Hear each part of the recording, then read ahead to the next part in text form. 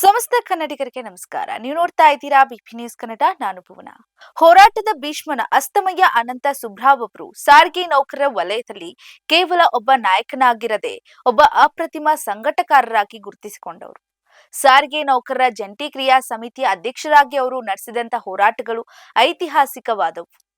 ನೌಕರರ ವೇತನ ಪರಿಷ್ಕರಣೆ, ಕೆಲಸದ ಅವಧಿಯ ನಿಯಂತ್ರಣ ಮತ್ತು ನಿವೃತ್ತಿ ಸೌಲಭ್ಯಗಳಿಗಾಗಿ ಅವರು ಅಜೀವ ಪರ್ಯಂತ ಹೋರಾಡಿದ್ರು. ವಿಶೇಷವಾಗಿ ಕೆಎಸ್ಆರ್ಟಿಸಿ ಮತ್ತು ಬಿಎಂಟಿಸಿ ನೌಕರರನ್ನ ಒಗ್ಗೂಡಿಸಿ ಸರ್ಕಾರಗಳ ಮೇಲೆ ಒತ್ತಡ ಹೇರುವಲ್ಲಿ ಅವರ ಒಂದು ಚಾಕಚಾಕ್ಯತೆ ಅಪಾರವಾಗಿತ್ತು. ಇಡೀ ವಯಸ್ಸಿನಲ್ಲೂ ಕೂಡ ಮೈದಾನಕ್ಕಿಳಿದು ನೌಕರರ ಪರ ಘೋಷಣೆ ಕೂಗ್ತಿದ್ದಂತಹ ಅವರು ಉತ್ಸಾಹ ಯುವ ಹೋರಾಟಗಾರರಿಗೆ ಸ್ಫೂರ್ತಿಯಾಗಿದ್ರು. ಕರ್ನಾಟಕದ ಸಾರಿಗೆ ನೌಕರರ ಹಕ್ಕುಗಳಿಗಾಗಿ ದಶಕಗಳ ಕಾಲ ಹೋರಾಡಿದಂತಹ ಹಿರಿಯ ಮುಖಂಡ ಅನಂತ ಸುಬ್ರಾವ್ ಅವರು ತೀವ್ರ ಹೃದಯಾಘಾತದಿಂದ ನಿಧನರಾಗಿದ್ದಾರೆ. ವಯೋಸಹಜ ಕಾಯಿಲೆಗಳಿಂದ ಬಳಲ್ತಾ ಇದ್ದಂತಹ ಅವರು ಸಾರಿಗೆ ಕಾರ್ಮಿಕರ ಸಮಸ್ಯೆಗಳಿಗಾಗಿ ಸದಾ ತುಡಿತಾ ಇದ್ದಂತಹ ಅವರಿಗೆ ಬೆಂಗಳೂರಿನಲ್ಲಿ ತಮ್ಮ ನಿವಾಸದಲ್ಲಿದ್ದಾಗ ಹಠಾತ್ ಎದೆನೋವು ಕಾಣಿಸಿಕೊಂಡಿತು. ತಕ್ಷಣವೇ ಅವರನ್ನ ವಿಜಯನಗರದ ಗ್ಲೋಬಲ್ ಆಸ್ಪತ್ರೆಗೆ ದಾಖಲಿಸಲಾಯಿತು. ಆದರೆ ಚಿಕಿತ್ಸೆ ಫಲಕಾರಿಯಾಗದೆ ಅವರು ಕೊನೆ ಉಸಿರನ್ನ ಹಿಡಿದಿದ್ದಾರೆ. ಮುಂದೂಡಲ್ಪಟ್ಟಂತಹ ಬೆಂಗಳೂರು ಚಲೋ ಅತ್ಯಂತ ದುರಂತದ ಸಂಗತಿ ಎಂದ್ರೆ ಸಾರಿಗೆ ನೌಕರರ ವಿವಿಧ ಬೇಡಿಕೆಗಳನ್ನ ಈಡೇರಿಸುವಂತೆ ಒತ್ತಾಯಿಸಿ ಬೆಂಗಳೂರು ಚಲೋ ಮತ್ತು ಬೃಹತ್ ಮುಷ್ಕರಕ್ಕೆ ಅನಂತ ಸುಬ್ರಾವ್ ಅವರು ಕರೆ ನೀಡಿದ್ರು. ಈ ಪ್ರತಿಭಟನೆಯ ಸಿದ್ಧತೆಗಳಲ್ಲಿ ಅವರು ಕೂಡ ಸಕ್ರಿಯವಾಗಿ ತೊಡಗಿಕೊಂಡಿದ್ರು. ಆದ್ರೆ ಅವರ ನಿಧನದ ಸುದ್ದಿ ತಿಳಿತಾ ಇದ್ದಂತೆ ಇಡೀ ಸಾರಿಗೆ ಸಮೂಹವೇ ಶೋಕ ಸಾಗರದಲ್ಲಿ ಮುಳುಗಿದೆ. ತಮ್ಮ ನೆಚ್ಚಿನ ನಾಯಕರಿಗೆ ಗೌರವ ಸಲ್ಲಿಸುವ ಸಲುವಾಗಿ ನಾಳೆ ನಡೆಯಬೇಕಿದ್ದಂತ ಮುಷ್ಕರ ಮತ್ತು ಬೆಂಗಳೂರು ಚಲೋ ಕಾರ್ಯಕ್ರಮವನ್ನ ಸದ್ಯಕ್ಕೆ ಮುಂದೂಡಲಾಗಿದೆ ಅಂತ ಸಾರಿಗೆ ನೌಕರರ ಸಂಘಟನೆಗಳು ಕೂಡ ಪ್ರಕಟಿಸಿವೆ. ಸಿಎಂ ಸಿದ್ದರಾಮಯ್ಯ ಅವರು ಅಂತಿಮ ದರ್ಶನ ಮಾಡಿ ಅನಂತ ಸುಬ್ರಾವ್ ಅವರ ನಿಧನಕ್ಕೆ ಮುಖ್ಯಮಂತ್ರಿ ಸಿದ್ದರಾಮಯ್ಯ ಅವರು ತೀವ್ರ ಸಂತಾಪವನ್ನ ವ್ಯಕ್ತಪಡಿಸಿದ್ದಾರೆ. ಆಸ್ಪತ್ರೆ ಹಾಗೂ ನಂತರ ಅವರ ನಿವಾಸಕ್ಕೆ ಭೇಟಿ ನೀಡಿದಂತ ಸಿಎಂ ಅವರು ಪಾರ್ಥಿವ ಶರೀರದ ಅಂತಿಮ ದರ್ಶನವನ್ನ ಪಡೆದು ಪುಷ್ಪಗುಚ್ಛವನ್ನ ಅರ್ಪಿಸಿದ್ದಾರೆ. ಅನಂತ ಸುಬ್ರಾವ್ ಅವರು ಕಾರ್ಮಿಕ ಚಳುವಳಿಯ ಅತ್ಯಂತ ಪ್ರಾಮಾಣಿಕ ಧ್ವನಿಯಾಗಿದ್ರು. ಶೋಷಿತರ ಪರವಾಗಿ ಅವರು ಧ್ವನಿ ಎತ್ತಾ ಇದ್ರು. ಅವರ ನಿಧನ ಕಾರ್ಮಿಕ ಕ್ಷೇತ್ರಕ್ಕೆ ತುಂಬಲಾರದ ನಷ್ಟವಾಗಿದೆ. ಸಿದ್ದರಾಮಯ್ಯ ಅವರು ಈ ವೇಳೆ ಅವರನ್ನ ಸ್ಮರಿಸಿದ್ದಾರೆ. ಸಾರಿಗೆ ಸಚಿವರು ಸೇರಿದಂತೆ ಹಲವು ರಾಜಕೀಯ ಗಣ್ಯರು ಮತ್ತು ಸಾವಿರಾರು ಸಾರಿಗೆ ನೌಕರರು ತಮ್ಮ ನೆಚ್ಚಿನ ಗೌಡ್ರಿಗೆ ಕಣ್ಣೀರಿನ ವಿದಾಯವನ್ನ ಕೋರಿದ್ದಾರೆ.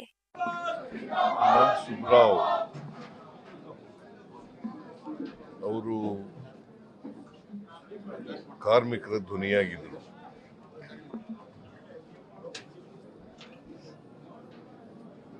ಅವರು ಬಹಳಷ್ಟು ಕಾರ್ಮಿಕ ಹೋರಾಟಗಳನ್ನು ಮಾಡಿದರು.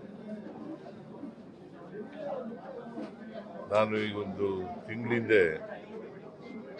KSRTC ಕಾರ್ಮಿಕರ ಪರವಾಗಿ ಅವರು ಬಂದಿದ್ದರು. ಜಂಟಿ ಕ್ರಿಯಾ ಸಮಿತಿ ಅಧ್ಯಕ್ಷರಾಗಿ ಬಂದಿದ್ದರು. ಮತ್ತೆ ಸ್ಟಾಫ್ ಅಂಡ್ ವರ್ಕರ್ಸ್ ಯೂನಿಯನ್ ಅಧ್ಯಕ್ಷರಾಗಿದ್ದರು. KSRTC LIC ಕೆಲಸದಲ್ಲಿದ್ದರು. ಆಮೇಲೆ ರಾಜೀನಾಮೆ ಕೊಟ್ಬಿಟ್ರು ಎಲೆಕ್ಷನ್ ನಿಂತ್ಕೊಂಡಾಗ. BRS ತಗೊಂಡಿದ್ರು. ಸೊ ಒಬ್ಬ ಕಮಿಟ್ಮೆಂಟ್ ಇದ್ದಂಥ CPI ಲೀಡರ್ ಅವರಿಂದ ಅವರ ಸಾವಿನಿಂದ ಇವತ್ತು ಸಾರ್ವಜನಿಕವಾಗಿ ಬಹಳ ತೊಂದರೆ ಆಗಿದೆ ಅಂತಕ್ಕಂಥ ಮಾತುಗಳನ್ನು ಅವರ ಸಾವನ್ನ ಇದೆಯಲ್ಲ ಅದನ್ನು ತುಂಬಲಿಕ್ಕೆ